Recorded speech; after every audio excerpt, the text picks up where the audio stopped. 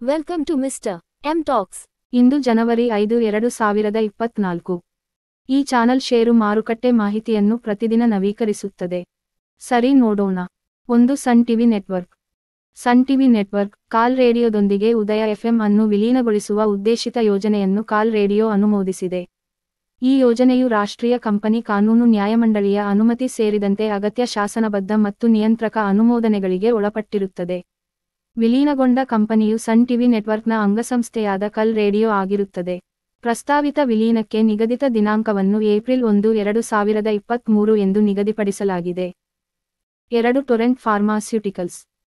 Torrent pharmaceuticals, pharmaceutica Torrent Colombia SS ಎಂಬ ಅಂಗಸಂಸ್ಥೆಯನ್ನು pharma ಕಂಪನಿಯು ಕೊಲಂಬಿಯಾದಲ್ಲಿ 429 ಕೋಟಿ ಕೊಲಂಬಿಯನ್ ಪೆಸೊಗಳಿಗೆ ಸಂಯೋಜಿಸಿದೆ.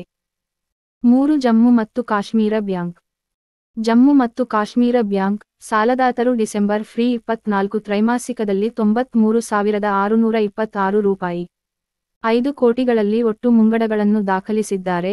ಇದು ವರ್ಷದ ಹಿಂದಿನ ಅವಧಿಗೆ ಹೋಲಿಸಿದರೆ 13% ಬೆಳವಣಿಗೆಯಾಗಿದೆ. ಒಟ್ಟು ವ್ಯವಹಾರವು ವರ್ಷಕ್ಕೆ 11.8% ಏರಿಕೆಯಾಗಿ ₹2,18,650 ಕೋಟಿ ಗೆ ತಲುಪಿದೆ.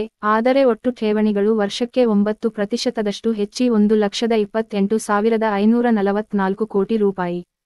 ತ್ರೈಮಾಸಿಕದಲ್ಲಿ ಕೆಸ ಠೇವಣಿಗಳು ವರ್ಷದಿಂದ ವರ್ಷಕ್ಕೆ 2.68% ಏರಿಕೆಯಾಗಿ ₹65,035 ಕೋಟಿ. 4. ಉತ್ಕರ್ಷ್ ಸಣ್ಣ ಹಣಕಾಸು bank. Utkarsh small finance bank. Small finance bank December 24ಕ್ಕೆ ಕೊನೆಗೊಂಡ ತ್ರೈಮಾಸಿಕದಲ್ಲಿ ₹16,408 ಕೋಟಿಗೆ ಒಟ್ಟು ಸಾಲದ ಬಂಡವಾಳದಲ್ಲಿ 38% ಬೆಳವಣಿಗೆಯನ್ನು 10.2% ಕೋಕ್ ದಾಖಲಿಸಿದೆ.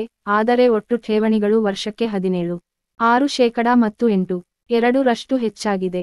ಕೋಕ್ ತ್ರೈಮಾಸಿಕದಲ್ಲಿ ₹15,111 ಕೋಟಿ. ಕೆಸ ಠೇವಣಿಗಳು ವರ್ಷಕ್ಕೆ 11.6% ಮತ್ತು 8.3% ಕೋಕ್ನಿಂದ ₹3,016 ಕೋಟಿ ಗೆ ಏರಿತು. ಆದರೆ ಕೆಸ ಅನುಪಾತವು 21%ದಿಂದ 20%ಕ್ಕೆ ಇಳಿದಿದೆ. ಆದರೆ 19.9%ದಿಂದ ಅನುಕ್ರಮವಾಗಿ ಸುಧಾರಿಸಿದೆ. 5. ಡಾಬರ್ ಇಂಡಿಯಾ.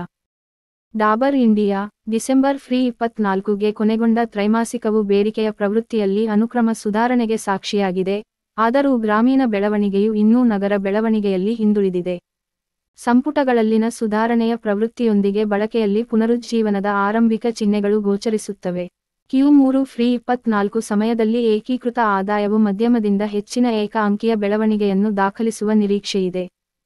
ಭಾರತದಲ್ಲಿ ಆಹಾರ ಮತ್ತು ಪಾನೀಯ ಎಫ್ ಮತ್ತು ಬಿ ವಿಭಾಗವು ಹೆಚ್ಚಿನ ಏಕ ಅಂಕೆಗಳಲ್ಲಿ ಬೆಳೆಯುವ ನಿರೀಕ್ಷೆಯಿದೆ ಮತ್ತು ಗೃಹ ಮತ್ತು ವೈಯಕ್ತಿಕ ಆರೈಕೆ HPC ಮಧ್ಯಮ ಏಕ ಅಂಕಿಗಳಲ್ಲಿ ಬೆಳವಣಿಗೆಯನ್ನು ದಾಖಲಿಸುವ ನಿರೀಕ್ಷೆಯಿದೆ.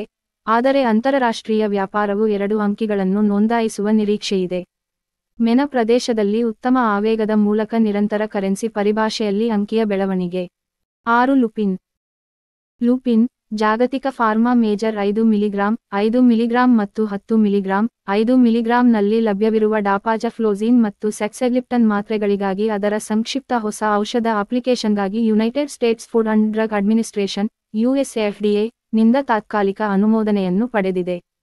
ಸಾಮರ್ಥ್ಯಗಳು: ಆಸ್ಟ್ರಾಜೆನೆಕಾ ಎ-ಬಿ ಯಿಂದ ಕ್ಯೂಟನ್ ಮಾತ್ರೆಗಳ ಸಾಮಾನ್ಯ ಸಮಾನತೆಯನ್ನು ಮಾರುಕಟ್ಟೆಗೆ ತರಲು. ಈ ಉತ್ಪನ್ನವನ್ನು ಭಾರತದಲ್ಲಿನ ಲುಪಿನ್ನ ಪಿತಾಂಪುರ್ ಸೌಲಭ್ಯದಲ್ಲಿ ತಯಾರಿಸಲಾಗುವುದು. ಡಪಾಗ್ಲಿಫ್ಲೋಜಿನ್ ಮತ್ತು ಸ್ಯಾಕ್ಸಾಗ್ಲಿಪ್ಟಿನ್ ಮಾತ್ರೆಗಳನ್ನು ಟೈಪ್ 2 ಡಯಾಬಿಟಿಸ್ ಮೆಲ್ಲಿಟಸ್ ಹೊಂದಿರುವ ವಯಸ್ಕರಲ್ಲಿ ಗ್ಲೈಸೆಮಿಕ್ ನಿಯಂತ್ರಣವನ್ನು ಸುಧಾರಿಸಲು ಆಹಾರ ಮತ್ತು ವ್ಯಾಯಾಮಕ್ಕೆ ಪೂರಕವಾಗಿ ಸೂಚಿಸಲಾಗುತ್ತದೆ. 7. ಎಲ್ ಮತ್ತು ಟಿ ಫೈನಾನ್ಸ್ ಹೋಲ್ಡಿಂಗ್ಸ್. ಎಲ್ ಮತ್ತು ಟಿ ಫೈನಾನ್ಸ್ ಹೋಲ್ಡಿಂಗ್ಸ್, Q3 24 ಗಾಗಿ ಚಿಲ್ಲರೆ ವಿತರಣೆಗಳನ್ನು 14,500 ಕೋಟಿ ಎಂದು ಅಂದಾಜಿಸಲಾಗಿದೆ. ಇದು YoY ಆಧಾರದ ಮೇಲೆ 25% ಬೆಳವಣಿಗೆಯಾಗಿದೆ.